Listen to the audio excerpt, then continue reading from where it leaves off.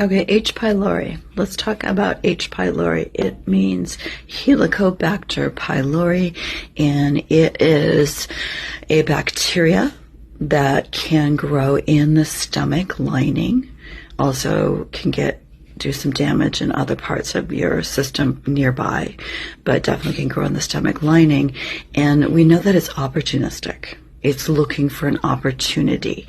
So eradication exclusively is not a great long-term treatment, because just because you look like you got rid of all of it, if the opportunity is still there, it can come back. So this is one of the times where I'm going to use my diagnostic skills to see, is there something that we've missed, that's been missed, that is impacting the immune system, so that the immune system is not strong enough to keep that species from growing inside the gastric mucosa. One of the main things that I get asked is the GI1 powder appropriate or effective at treating H. pylori and eradicating it? I would say I would not use it exclusively. And I'll get back to that after we talk about testing.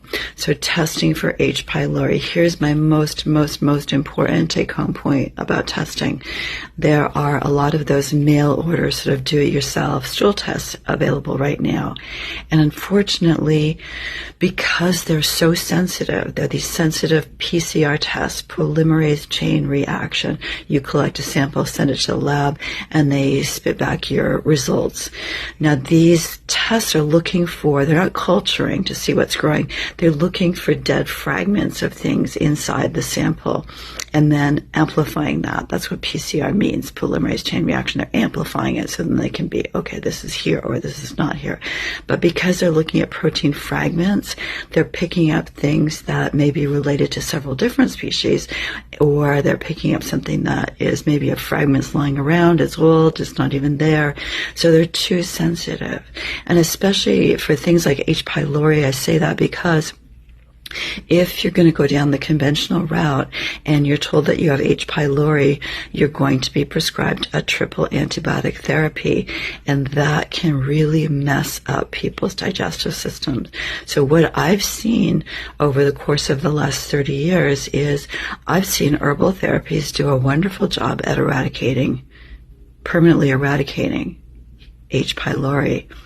And I've also seen many people from around the country who have done the antibiotic therapy, the triple antibiotic therapy, and now they're really sick because it really messed up their microbiome so badly. So in terms of testing, if you get a positive H. pylori result on one of those GI map type offshoot labs that's PCR based, then please retest to confirm through a national lab before doing a triple antibiotic therapy, because it might not even be there. It might not be the problem. Okay, so that's the testing piece. Now the treatment piece. Again, in 30 years, I've never used a triple, single, double antibiotic therapy to treat H. pylori, and yet I've got permanent eradication for many people. And how I do that using some of the herbs that you've probably heard about for IBS and for SIBO. So there's two pieces that are important: eradication and repair, right? You want to make that gut lining so strong again, so there's not as much opportunity for H. pylori to reinfect, because sometimes it moves through families and moves through communities. It's really very easy to transmit. So you've got your antimicrobials that are herbal. My top three are berberine, uva ursi, and bismuth. That seems to be a great combination as the antimicrobial part to get rid of it. And then for the building back part, you're looking at using forms of DGL, deglycerinated licorice, and almus and althea. And then I almost always use a high density mucopolysaccharide aloe. So those things are all building back tissue.